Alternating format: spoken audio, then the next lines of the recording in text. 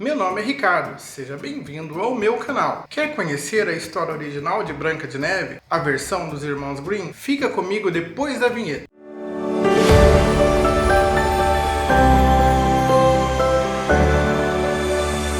Antes de começar, é interessante lembrar que quando a história foi contada, quando os irmãos Grimm fizeram sua coletânea, eram idos de 1800 e tralalá, ou seja, era tudo muito diferente, principalmente em relação à idade para casamento. Na Idade Média, era comum, às vezes, crianças de 12 anos acabarem se casando, porque naquela época as pessoas viviam até 40 anos. Sim, as pessoas não eram como hoje em dia, que conseguiam chegar aos 60, 70, 80 anos, então era comum casamentos antes da puberdade. Isso é muito importante para a história da Branca de Neve. Começamos com a rainha espetando um dedo numa agulha, e aí cai uma gotinha de sangue na neve, e aquele vermelho vivo impressiona a rainha, a ponto dela criar um desejo em seu coração. Ela acaba dizendo que gostaria de ter uma filha tão branquinha quanto a neve, mas com lábios vermelhos como sangue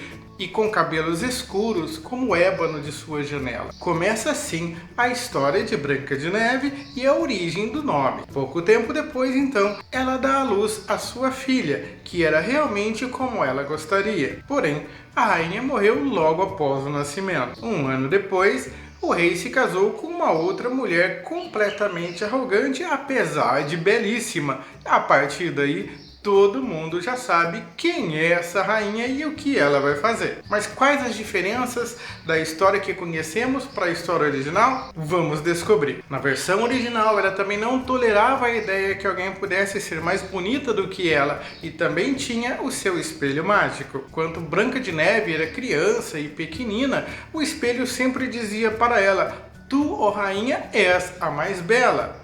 Até que, com o passar do tempo, quando Branca de Neve completou 7 anos, isso mesmo, Branca de Neve, na história original, ela tem 7 anos, razão que muitas histórias precisam ser adaptadas. Então, ao chegar aos 7 anos e a rainha chegar em frente ao espelho e perguntar quem era mais bela, o espelho diz para ela: "Tu, ó rainha, és bela, mas Branca de Neve é 1000 vezes mais." A rainha então começou a tremer e seu rosto ficar verde de inveja. A partir daí, então, ela começou a odiar Branca de Neve. A inveja começou a brotar como erva daninha. De dia ou de noite, ela não tinha paz. Um dia, chamou o caçador real e ordenou: "Leve a menina para a floresta. Traga seus pulmões e seu fígado." Sim, na versão original não é o coração. O caçador então obedeceu e levou a menininha para a floresta. Tadinha, 7 anos. Em dado momento, o caçador pega sua faca e tenta matá-la. Então ela começa desesperadamente a chorar. O caçador se apieda da menininha, pois Branca de Neve, chorando, havia prometido: "Poupe minha vida, eu corro para a floresta e nunca mais vou voltar." Segundo o livro, Branca de Neve era tão bonita que o caçador teve piedade dela e poupou sua vida, apenas dizendo: "Fuja, criança." Porém, se você pensa que o caçador era tão bonzinho, o livro diz que na sua mente ele pensou: "Os animais vão devorá-la, eu não consegui matá-la, mas a floresta vai dar cabo." Mas ele precisava entregar alguma coisa para a rainha. Então ele pegou um filhote de javali, pegou o pulmão, pegou o fígado e levou até a rainha. Só que a crueldade da rainha vai ainda mais longe. Quando o caçador chega então com o pulmão e o fígado, a rainha ferve para comê-los. Ela quer se deliciar com pedaços da Branca de Neve. Olha que loucura que a história original traz. Antropofagia pura. Idos de 1800 e tralalá eram meio loucura. Continuando a história. No original, Branca de Neve caminha na floresta, só que as feras não lhe fazem mal. Até que ela encontra uma casinha, sim, a casinha dos anões. Ela entra na casinha, vê uma mesa com 7 pratinhos todos bem postos e 7 caminhas e vai se deitar. Ela experimenta todas as caminhas, nenhuma realmente dá certo, a não ser a última. Aqui na história original, vale a pena lembrar uma coisa: na animação, todos eles têm nomes específicos. No original, eles não têm esses nomes. São apenas conhecidos como 7 anões que trabalhavam numa mina. Quando os anões chegam, eles ficam desesperados, porque, nossa, alguém entrou em nossa casa, quem será? Até que eles descobrem aquela doce menininha dormindo em uma cama. Meu Deus! Deus! Exclamaram boquiabertos. É a criança mais bela que já vimos. Os anões ficaram tão encantados com ela que nem resolveram acordar. Pela manhã, quando ela acordou, então resolveram conversar com ela. Então, ela contou toda a história, tudo o que tinha acontecido, e os anões disseram assim: tudo bem, você pode ficar em nossa casa, mas você também vai ter que colaborar com as atividades diárias. Se cozinhar, arrumar as camas, lavar a louça, você fica aqui com a gente. É até interessante isso, porque lá nos idos de 1800 já se via que não se gostava de gente preguiçosa. É uma lição pra gente. Quer conquistar o seu lugar? Trabalhe. Ainda que você seja muito bonita, é importante um pouquinho de trabalho. Com prazer, eu vou fazer isso, disse então Branca de Neve, que a partir daquele dia passou a cuidar da casa para os anões. Os anões, porém, advertiram que ela nunca atendesse ninguém. Mas, como ela era meio teimosa, vamos ver o que vai acontecer. No dia seguinte, não somente Branca de Neve tinha acordado, a rainha também tinha. Ela foi até seu espelho e que surpresa quando ele disse: numa colina com 7 anões, Branca de Neve ainda é a mais bela. Ela sabia que o espelho não podia mentir, então ela teve certeza que foi enganada. Cheia de inveja e cólera, então ela pôs-se a maquinar um plano. Ela manjava dos paranauê de bruxaria, desceu ao porão do castelo e ficou irreconhecível. Na história original aqui serão 3 visitas. A primeira, ela se disfarçou aqui de uma velha e foi até então a colina onde Branca de Neve estava. Chegando lá, fingiu ser uma vendedora. E em sua primeira tentativa como vendedora, ela oferece a Branca de Neve cordões para corpete. Branca de Neve acha tão bonitinhos os cordões que ela vai vender, que até pede: amarra aqui pra mim. Ela foi amarrar, amarrou tão forte que ela perdeu o fôlego e puf, caiu. A magia do cordão então a deixava como morta. E ela saiu então vitoriosa. Agora eu quero ver quem é a mais bela. O que ela não contava é que os 7 anões iriam chegar, ver a sua tão querida Branca de Neve ali caída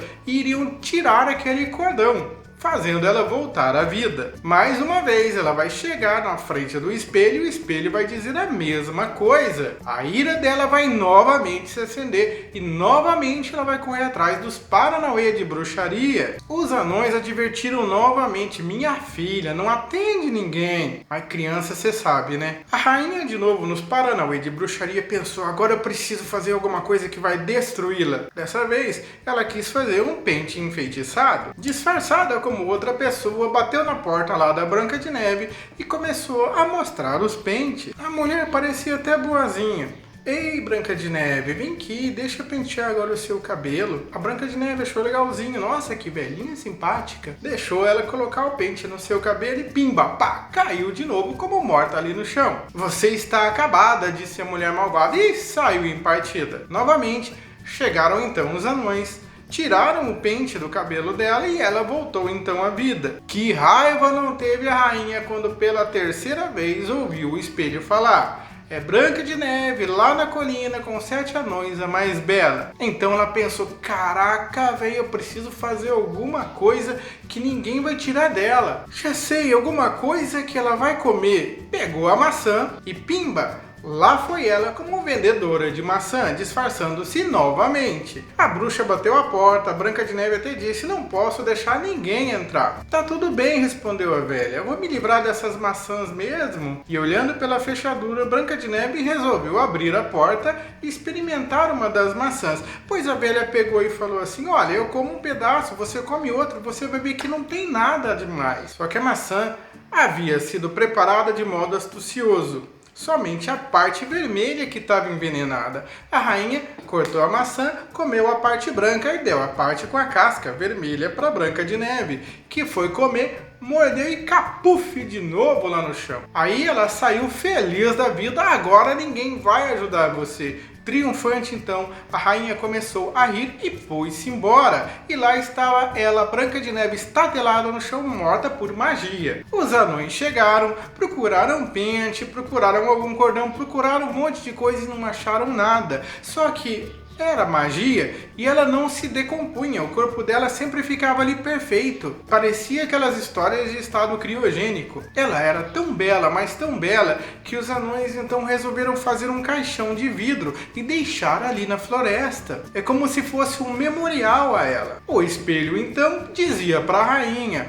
finalmente tu és a mais bela. Os anões então, em sua homenagem, fizeram um tipo de um mausoléu, o caixão de vidro, colocaram numa colina e sempre um deles ficava de vigia. E havia então uma escala, onde cada dia era um que ia cuidar dela. Na história original, Branca de Neve permaneceu ali incorruptível, no caixão por um longo tempo. Suas feições continuavam as mesmas, branquinha como a neve, lábios vermelhos, o cabelo negro, continuava sempre do mesmo jeito. Até que um dia chegou o filho de um poderoso rei. Olhou para aquele caixão, viu aquela garotinha, achou ela tão linda, olha que mórbido, e quis levar ela para ele e ficar com ela ali, para ele cuidar daquele caixão, pois nunca tinha visto uma garota tão linda. É isso mesmo que diz a história original. Ele não dá um beijo nela ali não. Ele resolve até fazer negócio com os anões.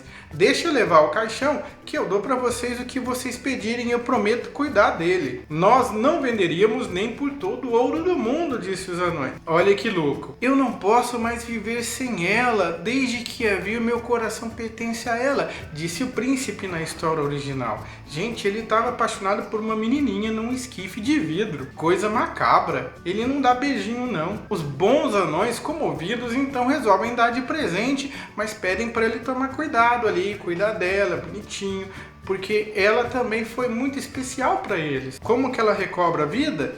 Quando então eles estavam levando o caixão para o castelo desse príncipe, acontece o seguinte: tropeçam em um arbusto, dá um solavanco, o caixão cai e aquela massa desengasga, sai para fora da Branca de Neve e ela acaba recobrando a vida. Sim, sem beijo. Foi simplesmente um solavanco. O que aconteceu? Onde estou? Exclamou ela. O príncipe, radiante de alegria, já foi dizendo: você vai ficar comigo. É claro que ele deve ter usado um pouquinho do charme dele, né? Ele acabou então contando tudo o que havia acontecido. Aí então ele disse: venha comigo, seja minha noiva. Eu sou um príncipe, você vai ser minha princesa. Branca de Neve sentiu um grande amor pelo príncipe, segundo a história original, e foi com ele. Mas como termina essa história? O que acontece com a bruxa? A Branca de Neve e o príncipe não são tão bonzinhos. Eles bolam um plano. No dia do casamento, eles resolvem mandar um convite para a Rainha Má. Aí todos então ficam esperando por ela para quando ela chegasse, pois o espelho novamente tinha falado de Branca de Neve e todos sabiam que ela iria querer ir lá para matá-la. O príncipe era bem sádico.